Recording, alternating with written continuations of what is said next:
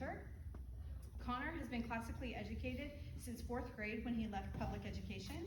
He has learned to think for himself and discern truth through a God-given microscope. He enjoys archery and soccer, and he's a big Atlanta United fan. He loves Jesus and strives to serve him well with his quiet and gentle spirit. His topic today is how stress impacts human health and contributes to disease.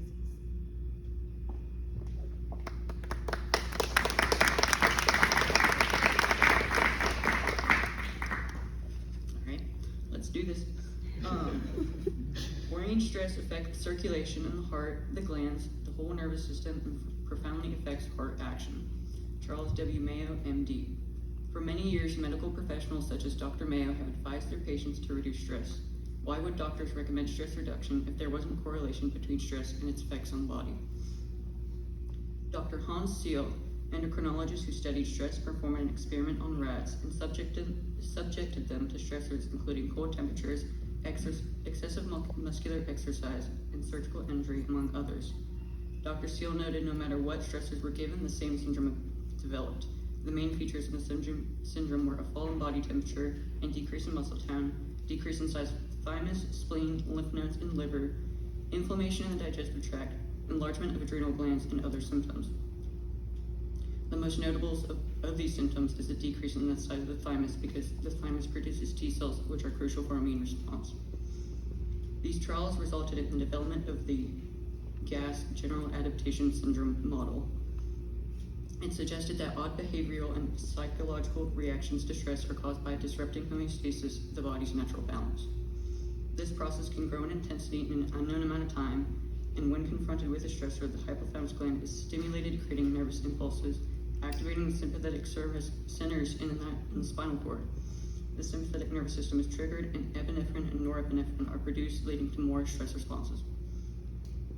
It is agreed upon that stress is part of life, but can chronic stress cause physical or mental ailments in the body? Stress impacts human health and contributes to disease. This will be shown through thoughts and traumas. Dr. Karen Lane Leaf defines the mind as how you think, feel, and choose. She explains that when thought patterns become toxic, it can negatively impact our response to stress and can harm us, making us susceptible to disease. This has led researchers to believe toxic stress is accountable for around 90% of illnesses. Genetic factors only accounting for 5 to 10% of diseases. Dr. Leaf furthers her statement about the mind-body connection, stating, significant relationship between unmanaged toxic stress and elevated levels of cortisol and homocysteine in the blood. This is notable because it undergoes the impact of unmanaged toxic stress on our physical health. Unmanaged toxic stress is correlated with elevated cortisol and homocysteine levels, which put people at risk for health issues. Another form of toxic stress is post-traumatic stress disorder, also known as PTSD. A study was performed on 600,000 Iraq and Afghan veterans between 2001 and 2011. The veterans were tested to see if PTSD and other psychiatric disorders elevated the risk for autoimmune disorders. Of the 600,000 veterans, 203,000 of them were diagnosed with PTSD, and another 129,000 veterans were diagnosed with other mental disorders. The study showed that veterans with PTSD had a 200% elevated risk of autoimmune, while veterans with other mental disorders had an elevated risk of 151%, compared to veterans without PTSD or other mental disorders. This is confirmed by another cohort study done in Sweden. The study supported that people with stress-related disorders had an elevated risk for autoimmune diseases. However, it also showed PTSD patients who were actively taking antidepressants had a reduced risk of developing autoimmune disease. It could be assumed that the antidepressant lowered stress in PTSD patients, leading to a smaller chance of autoimmune-related complications. The study further explains how stress contributes to disease. Under stress, the activated autonomic nervous system might induce the dysregulation of immune function and disinhibition of inflammatory response via the inflammatory reflex. Moreover, patients with PTSD have been reported to have excessively low cortisol levels, particularly in the context of early life trauma exposure. The consequence of long-lasting lower cortisol levels may be amplified production of pro-inflammatory cytokines with accelerated immune cell aging and overactivated immune system. This pattern is in line with findings that patients with PTSD were at an increased risk of developing autoimmune disease, especially multiple autoimmune disease syndromes with stronger association in younger age groups. The American Psychological Association defines trauma as an emotional response to a terrible event like an accident, rape, or natural disaster. An adverse childhood experience study was conducted on 15,000 adults from 1995 to 1997 to discover the correlation between childhood traumas and autoimmune diseases. 64% reported at least one adverse childhood experience. First hospital or ACE. First hospitalization for any autoimmune disease increased with increasing number of ACEs compared with persons with no ACEs. Stressors stimulated this hypothalamic pituitary adrenal axis to release cortisol-releasing hormone, resulting in elevated systemic levels of steroid hormones. Acute stress initially may increase inflammation through acute phase mediators like CRP that are eventually downregulated by glucocorticoids, thereby maintaining homeostasis. Chronic stress has the opposite effect and decreases glucocorticoid levels. A recent study confirmed the link between childhood abuse and long-term changes in immune response. In this study, childhood abuse was associated with elevated CRP levels, white blood cells, and other markers of inflammation 20 years later. This relationship between the brain and body is known as the mind-body connection. A study done in India involving nurses and psychosomatic illnesses defines psychosomatic illness as a disorder that affects the body and the mind. These illnesses have emotional origins causing physical symptoms. The study contained 106 nurses from all units of 2 different hospitals. All the nurses received a questionnaire with different stress factors, including work and home-related stress factors. The results revealed that 73% of nurses had varying levels of stress from mild, moderate to severe. The symptoms that were related to stress in the workplace and at home included acidity, back pain, and stiffness in the neck and shoulders, while forgetfulness, getting excessively angry, and worrying were common in the study. Since it has been shown how stress impacts human health and contributes to disease, by way of our thoughts and traumas, it will be deemed necessary to bring in some opposing arguments. First, some say stress stimulates the immune system, and second, some declare trauma as an event that can make you stronger. These arguments will be refuted and explained. First, stress stimulates the immune system. While it is true that small amounts of acute stress may have an effect that is motivating to the immune system by encouraging the immune cells to venture from the bloodstream to the organs of the body, this proof does not account for how toxic stress affects the body. Unmanaged toxic stress is correlated with elevated cortisol and homocysteine levels, which puts people at risk for health issues like cardiovascular problems, immune system disorders, and neurological issues, including the dementias. Second, some declare trauma as a way to make you stronger. For example, the song "Stronger" by Kelly Clarkson is quoted as saying, "What doesn't kill you makes you stronger." While this may be a fun lyric, it may not always tell the truth. For example, we defined trauma earlier as an emotional response to a terrible event like rape, accident, or natural disaster. In no way do events like these make you stronger. It takes people years to overcome the traumas that they faced in their past. And the ones that do overcome the trauma, it wasn't the trauma itself that made them stronger. It was the overcoming of that trauma that made them physically or mentally stronger. Based on the evidence, it has been proven that stress impacts human health and contributes to disease through the ways of our thoughts and traumas. These proofs have been supported through studies and statistics containing with physical and mental data. The information given is important to present and future generations because this paper shows how impactful stress can be in your life. The more unnecessary stress we can get rid of, the less of disease we'll inherit as a result. Thank you.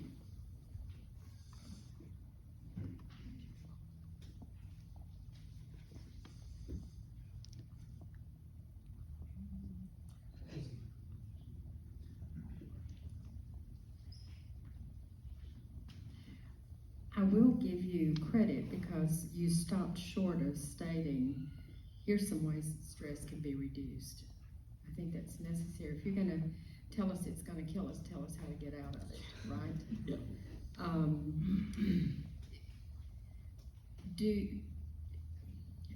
You mentioned, really very stressful events such as natural disasters.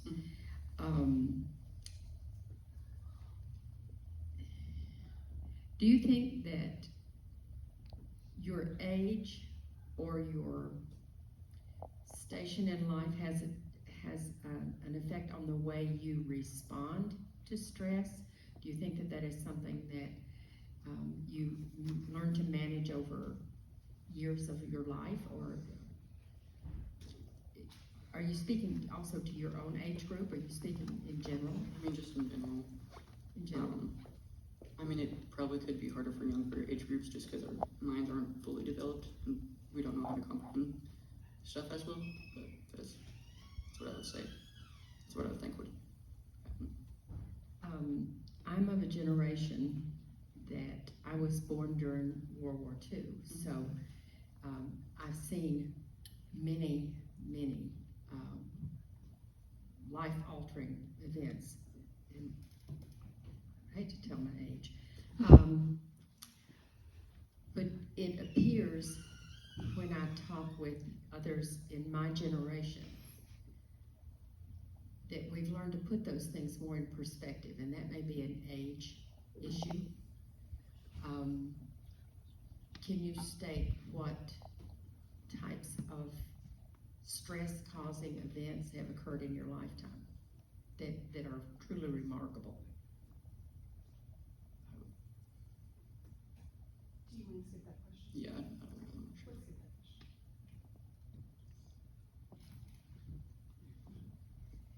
question. I too wish that you had mentioned the things of stress like exercise, eating healthy, get plenty of sleep, those type of items. And then the signs of stress, not all of us know what they are, meaning that we're irritable, we're angry, we're impatient with other people, we're overburdened, we're anxious. Those things could have been much more added to your paper here. Yeah. If I may just clarify a little bit about my question, I was talking about world events. Okay, world events.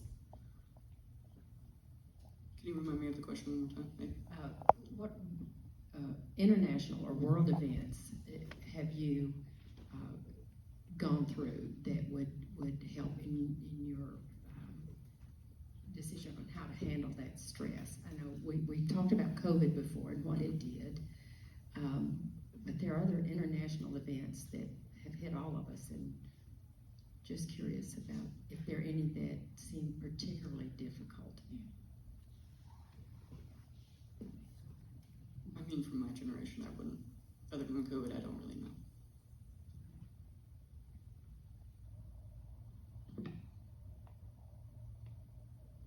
You think from your perspective, stress can be a positive thing? Let me, before you answer it, let me clarify that I'm asking this specifically from a Bible perspective. What does the Bible tell you that might lead you to believe that stress can be positive? And I'm asking you this question because you mentioned a couple of scriptures in here. Yeah. So I want to see if you thought about another one in particular. I mean, I don't know about scriptures that say specifically stress is a good thing or a positive thing, but there's definitely places in scripture where it's like, if you are in stress, just come to the Lord and He'll provide for you. Okay. Yeah, and I was specifically seeing if you'd take us to James. James told us in his first chapter, second verse, count it all joy when you face tribulation, because through that tribulation you find perseverance and you find some other things. I like the fact that as you go through the summation here, you specifically mentioned two scriptures here, Matthew 11 and Philippians 4. You didn't expressly say it, but I think you were leading us down the path of having God in your life, Yeah. to help deal with stress. Yeah.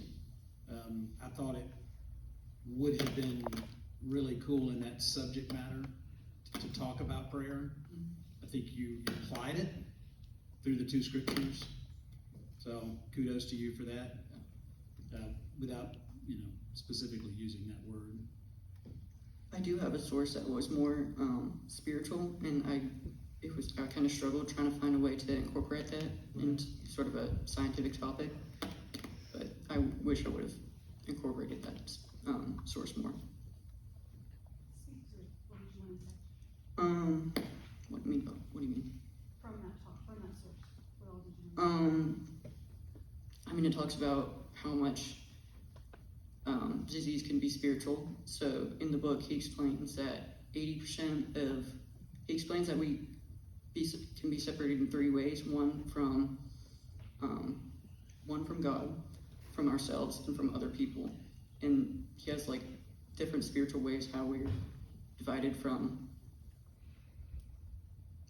those subjects. And how that creates disease in our body, and he lays out he has a method on how to be free from that, and I just wish I would have correlated that more. But you're doing it now. Do you see a difference between stress and toxic stress? And maybe for your paper, toxic stress means stress. Toxic stress is just too much. Like, too much anything is bad. So when I mean toxic stress, it's too much. Gotcha.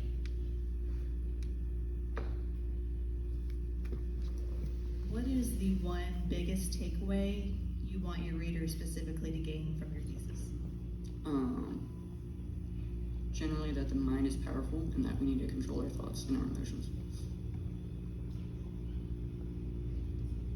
And you mentioned stress contributes to about 90% of illness. Mm-hmm. And I was curious, is that a study from the United States specifically, or was it a broader scope of the globe? I was just curious how stress in the U.S. correlates to the global population, if you found a difference or a similarity.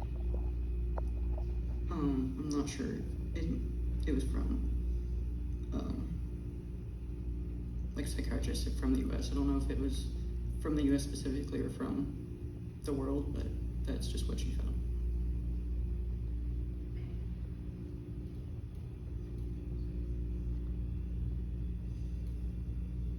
Connor, I'd like to know if this assignment maybe has caused some stressors in your life, and then how you've, since doing this, acclimated.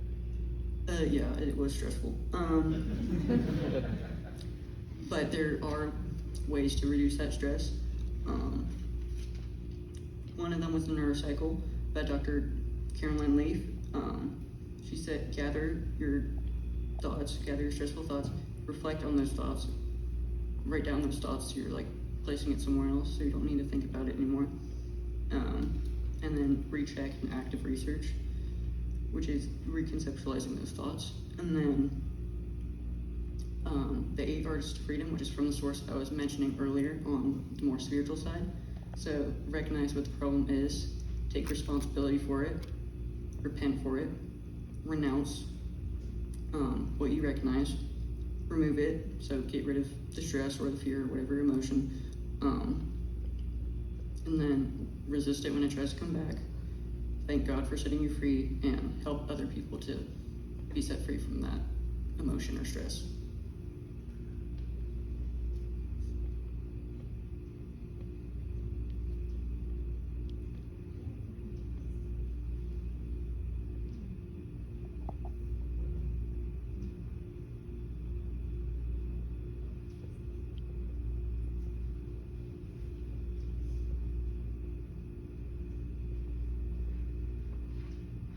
So you talk a lot about homocysteine cortisol levels and the difference between stress and physiological disease versus genetic disease. However, did you look at anything when those two combine? So homocysteine specifically with like genetics like COMT and like NAO, like you and I talked about that way at the beginning here. Did you look at any of that? I did not ask you. No. Very good. Well, none of us know what she said. She doesn't. This is like the sentence in the other one, right? Yeah, that sentence doesn't correlate to us.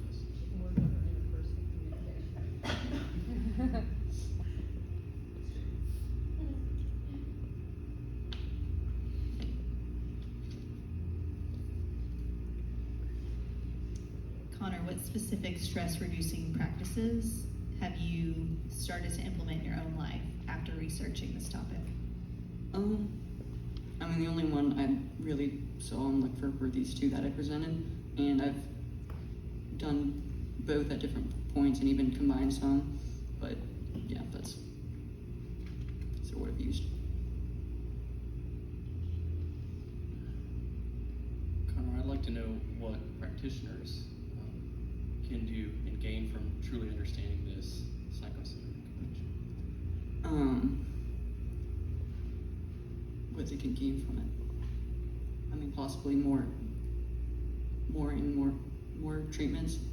So like more treatments on mental health and physical health, instead of just like, if someone's diagnosed with autoimmune, instead of just like giving them some sort of prescription and saying, oh, here's something to suppress the symptoms, don't worry about the other side effects, possibly having mental therapies or treatments to help cure possibly the illnesses.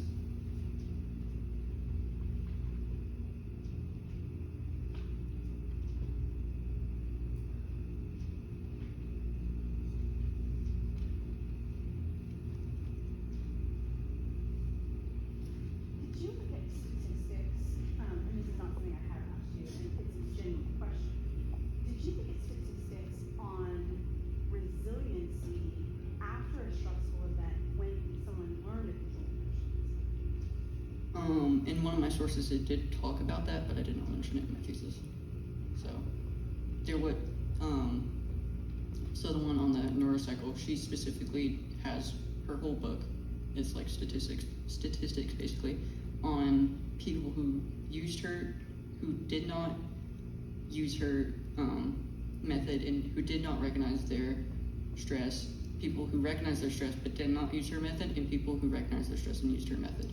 People who recognized their stress and did not use their method had significantly more stress than people that did not recognize the stress and did not use the method, which was really interesting to see. Did you compare her method to anyone else's? Not in my thesis, no.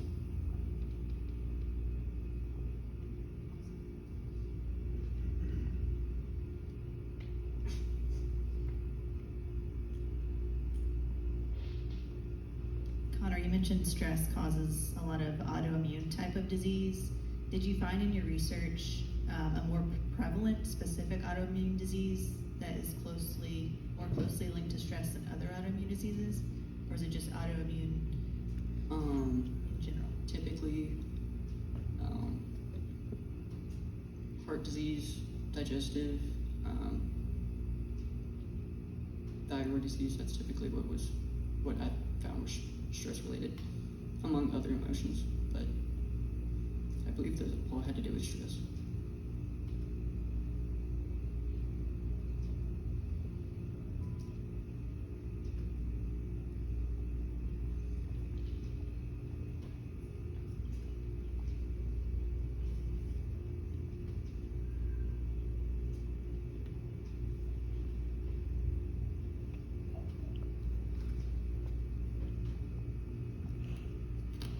You talked about thoughts. What skills did you learn to control thoughts?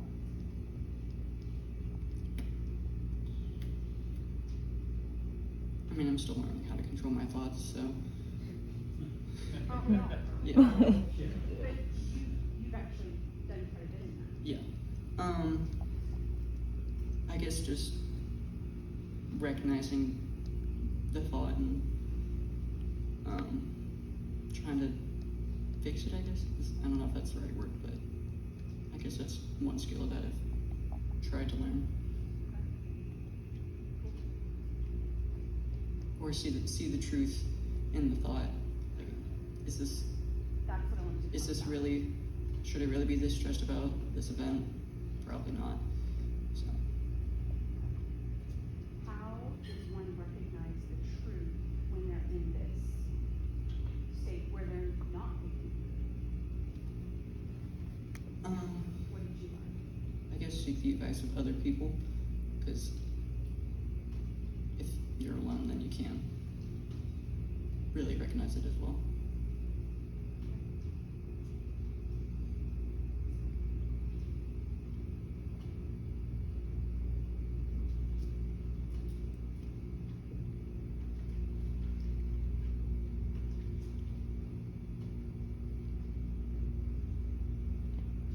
Did you look much into glucocorticoids?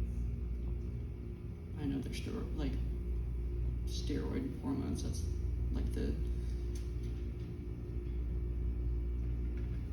extent that I went into researching that.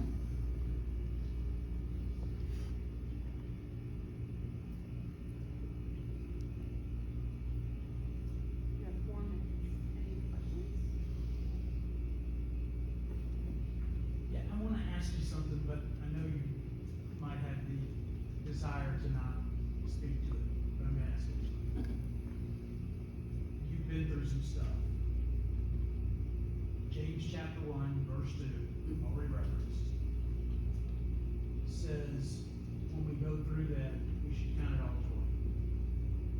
I don't know your situation, Yeah. but my understanding is that you've come out the other side, or you're coming out the other side. Yeah. Can you look at it now reflectively from the lens that James presents to us and see in it a positive and a motivation for you and how you deal with stress? I mean, I can see it as positive that I learn to overcome that. And I can most likely in the future help other people to overcome that. So that's probably the positive that I'd see over that. The thing is, That's what James gives us, right? Yeah. He gives us the opportunity to say, we dealt with something, and he doesn't expressly say it, but you said it. Yeah. You have now had the opportunity to build somebody else up Mhm. when they deal with whatever. they Yeah. deal with. For sure. Thank you for answering. Yeah. Possibly. Yeah. That's, yeah.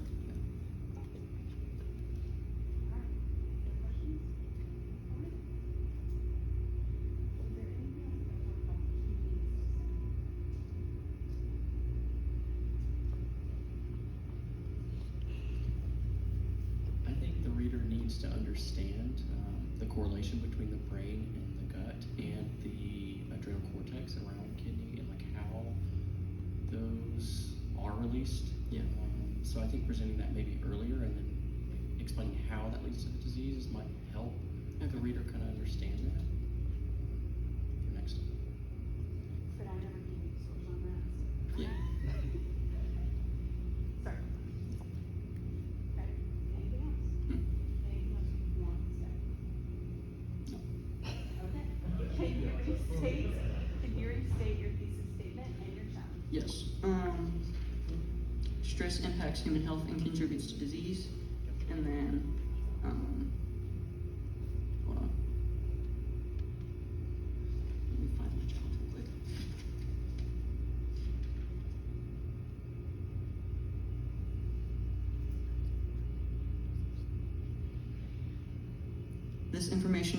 The information given is important to present and future generations because this paper shows how impactful stress can be in your life. The more unnecessary stress we can get rid of, the less disease we'll inherit as a result. Thank you. That was one of the questions. Hold on. You want to talk about generational DNA degradation? I don't have any information on that. Alright. Thank you.